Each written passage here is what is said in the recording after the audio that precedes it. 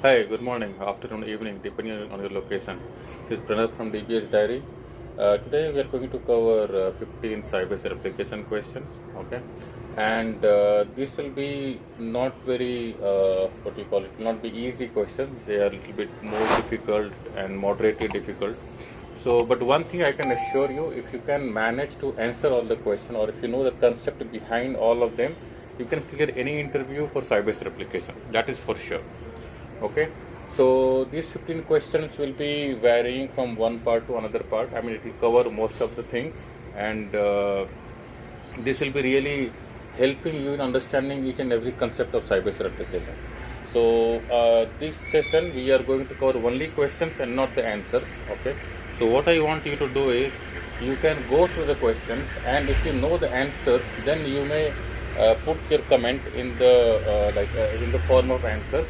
Okay, and we will know that you know the answers already, and in next video we will have the answers for all the questions one by one. Okay, so let's start, and thank you for tuning in.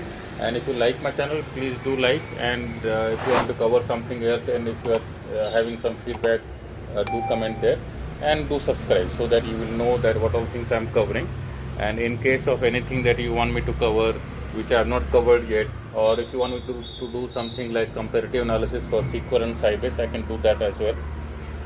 Now the lab is ready in my laptop, so for both SQL and Sybase. So in the next session possibly, what we'll do is we'll have a similar kind of query, and we'll run in SQL Server and Sybase, and then we'll show you like how it works in SQL and how it differs in Sybase. So we have locking scheme in Sybase. We do not have that in the SQL. There are different concepts. So we'll cover that as well. So for today, let's start the Sybase replication question, and then we can. As of now, only questions will be going through, and the next one will be having questions and answers both. Right.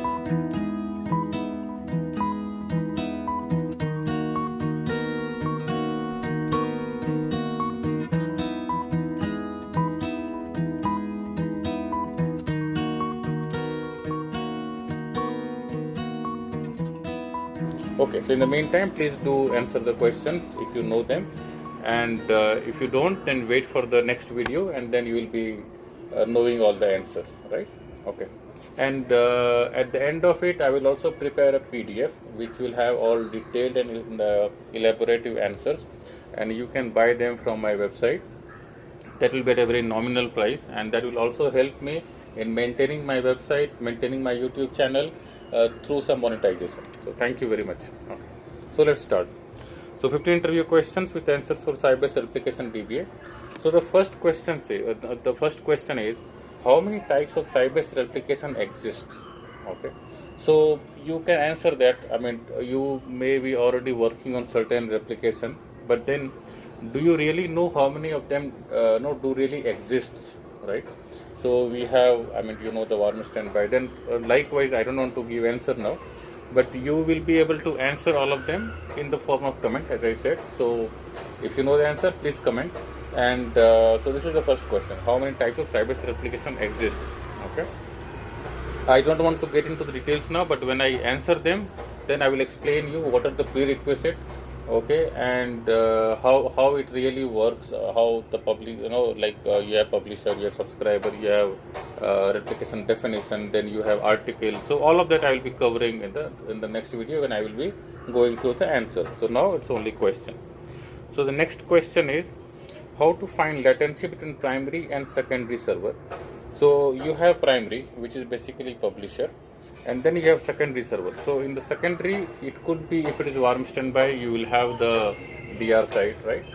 Or you can have reporting server in the MSA. I mean, I don't know to go into the types, but then there are different types of replication, and then the source data and the target data, like how much is the latency if there is a transactional table. So suppose you did commit something on the primary, so how much time it is taking to apply the same thing on the secondary side, right?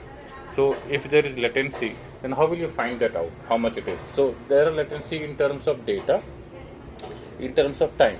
So in terms of time, it will be like how many seconds, how many minutes, how many hours, and in terms of data, how much MB or how much GB data is there in the queue, which is to be applied to secondary, right?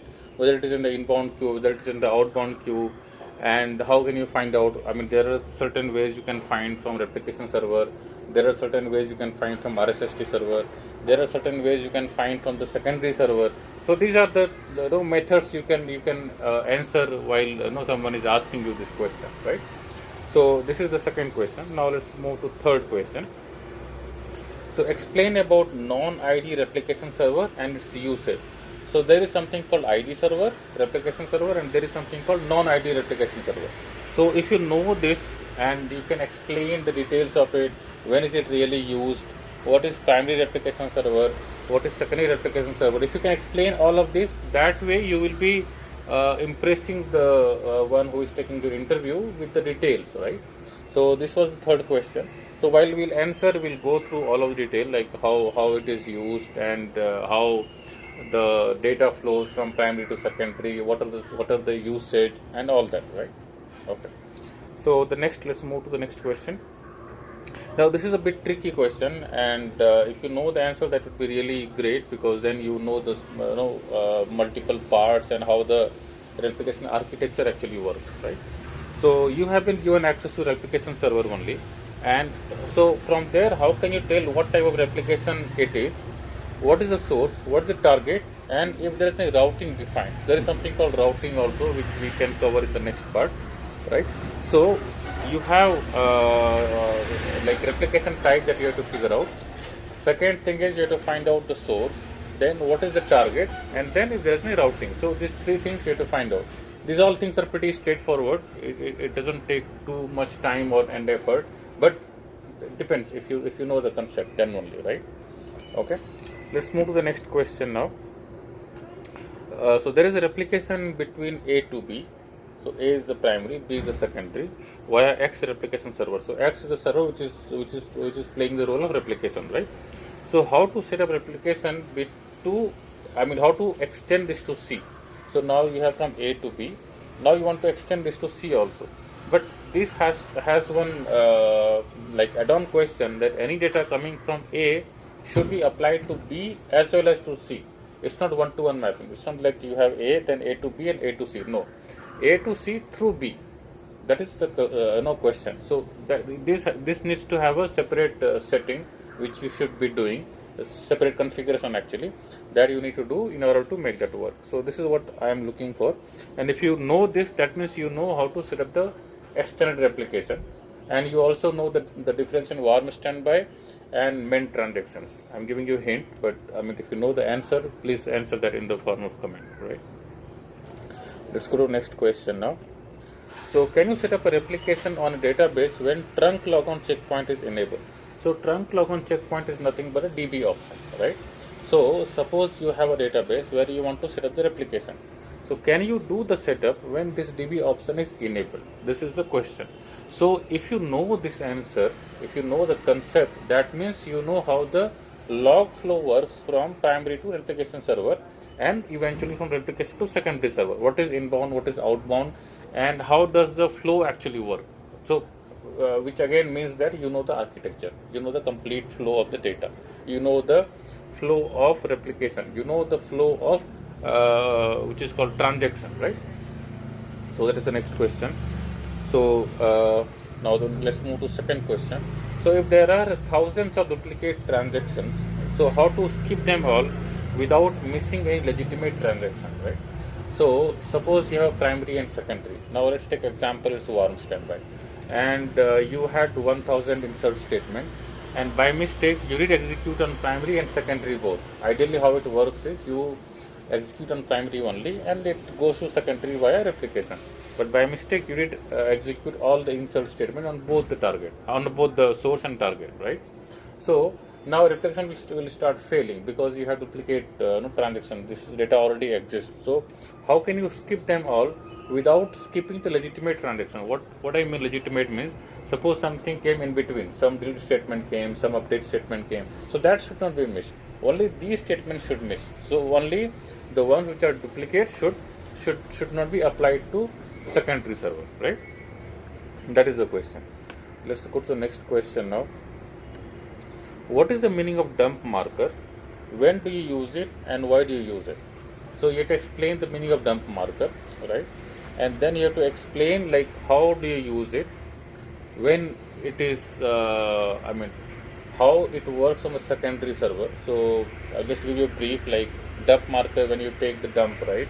And then when you apply on secondary, so how the dump marker plays a role in applying the successive transaction. This is what you have to explain, right? Okay, let's move to the next question then. What is the usage of SP underscore rep to standby? Okay, so this is actually giving you some hint. This is actually on the primary side. So if you know the answer, if you know the details, please answer them in the comment of video.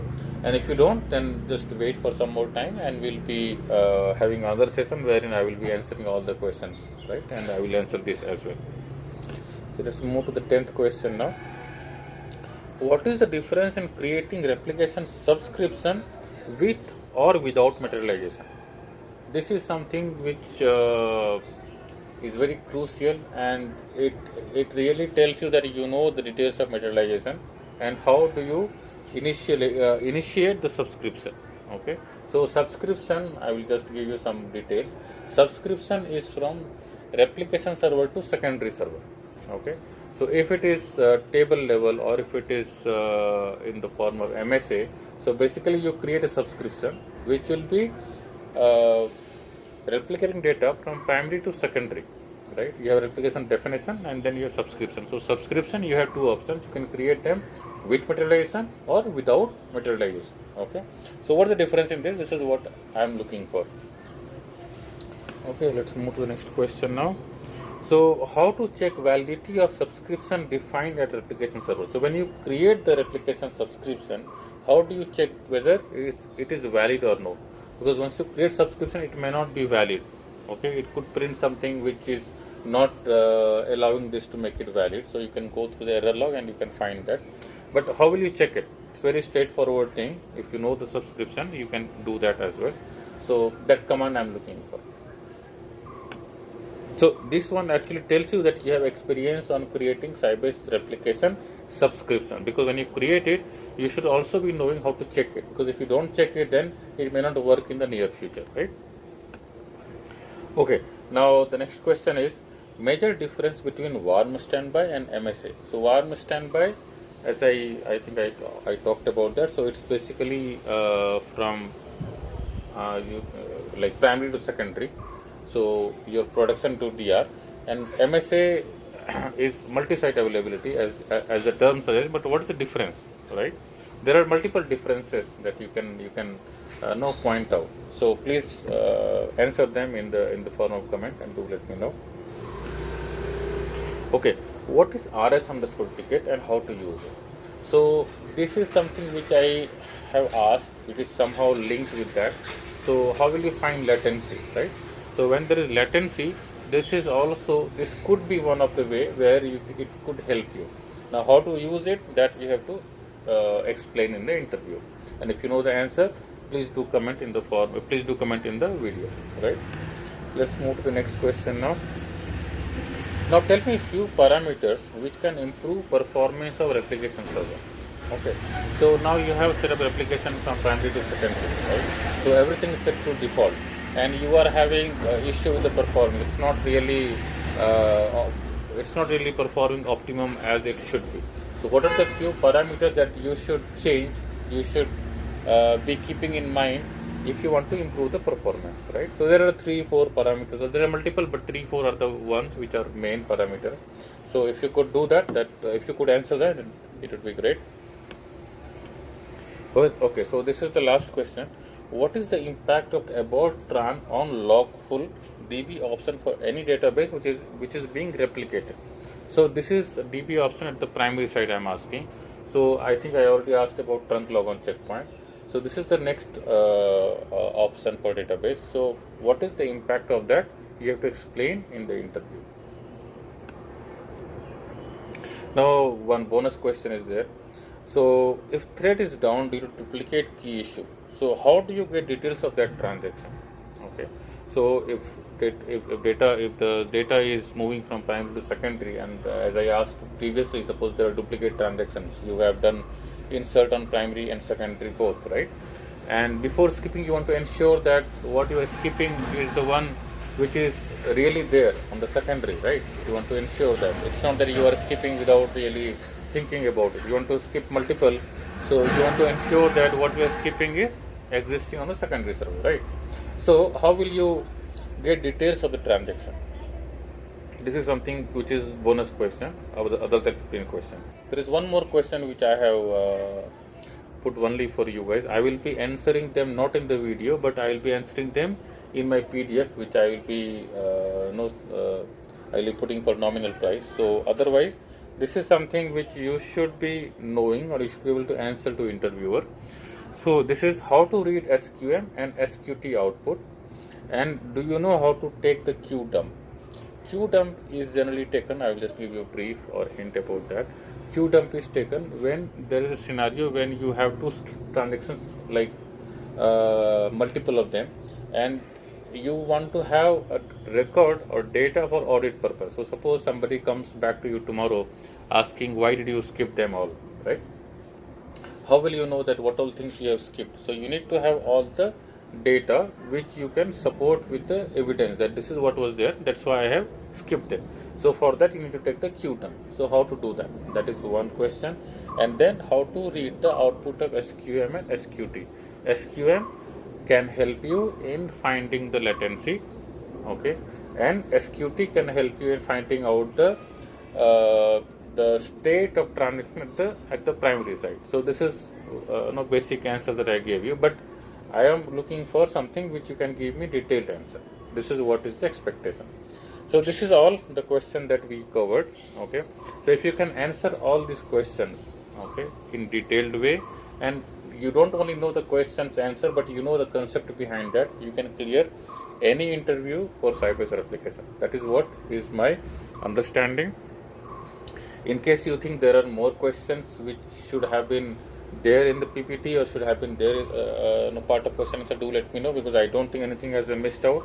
I have already covered few questions before for Sybase Replication, that was at the basic level, and also I have covered certain thing about how to start warm standby when MSA is running, and how to set up MSA when warm standby is running. Both of them I have covered in my previous video.